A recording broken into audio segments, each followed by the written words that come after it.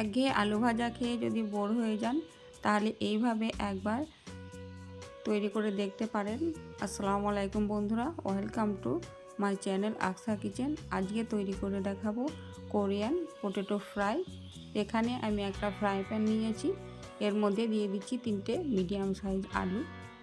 পানি দিয়ে দেব, দিয়ে এটাকে আমি 50% মতো সেদ্ধ করে নেব।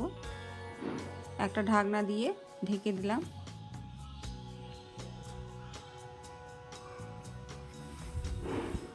আলুটা আমার সেদ্ধ হয়ে গেছে। একটা প্লেটে তুলে নিয়ে ঠান্ডা হয়ে যাওয়ার পরে আমি এইভাবে লম্বা লম্বা করে কেটে নিচ্ছি।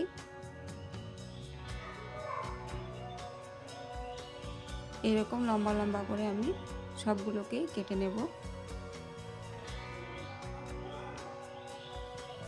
এখানে আমার আলুগুলো কাটা হয়ে গেছে। এবারে এগুলোকে ফ্রাই করে নেব।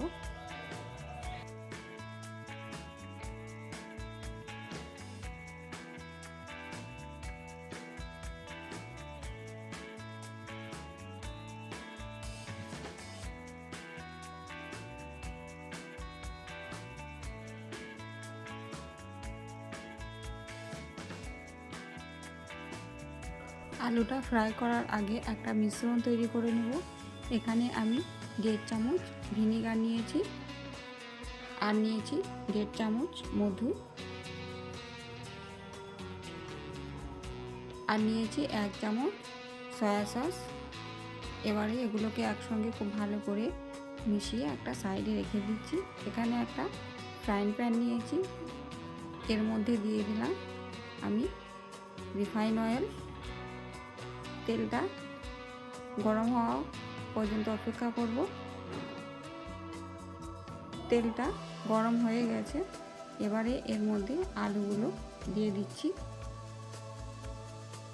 এর মধ্যে সবগুলো আলু দিয়ে দেব।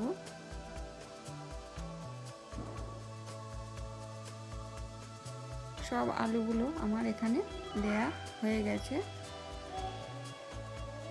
এবারে এটাকে হালকা নেড়ে দেব।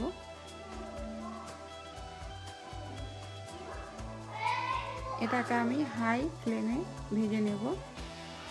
আলুগুলোকে লাল লাল করে ভাজবো। আলুগুলো লাল লাল করে ভাজা হয়ে গেছে। এবারে মিশ্রণটা দিয়ে দিচ্ছি। এবারে আমি গ্যাসের ফ্লেমটা একদম লো রেখেছি। এই পর্যায়ে গ্যাসের ফ্লেমটা লো করে এই রান্নাটা করতে হবে। আমি এখানে দিয়ে দেব সামান্য কাশ্মীরি লঙ্কার গুঁড়ো। এটা পুরোটাই অপশনাল, আমি দেখার সৌন্দর্যের জন্য এটা দিয়েছি।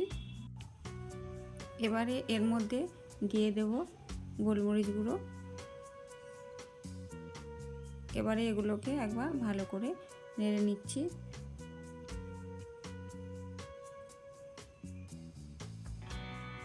এটা আমি প্রথমবার ট্রাই করলাম। প্রথমে মনে হচ্ছিল যে এটা ভালো হবে না, কিন্তু আপনারা বিশ্বাস করবেন না, এটা এতটাই ভালো হয়েছিল খেতে।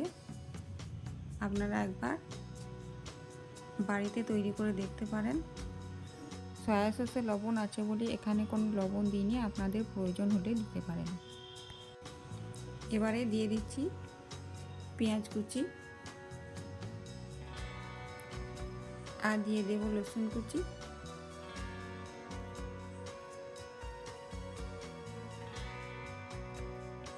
আর এর মধ্যে দিয়ে দেব 1 চামচ সাদা তিল।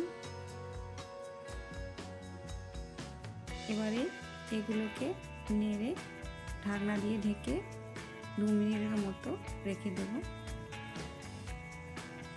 রান্নাটা আমার হয়ে গেছে। এবারে এটা একটা প্লেটে তুলে নেব। কেমন লাগলো ভিডিওটা কমেন্ট করে অবশ্যই বলবেন, আর একটা লাইক অবশ্যই করবেন।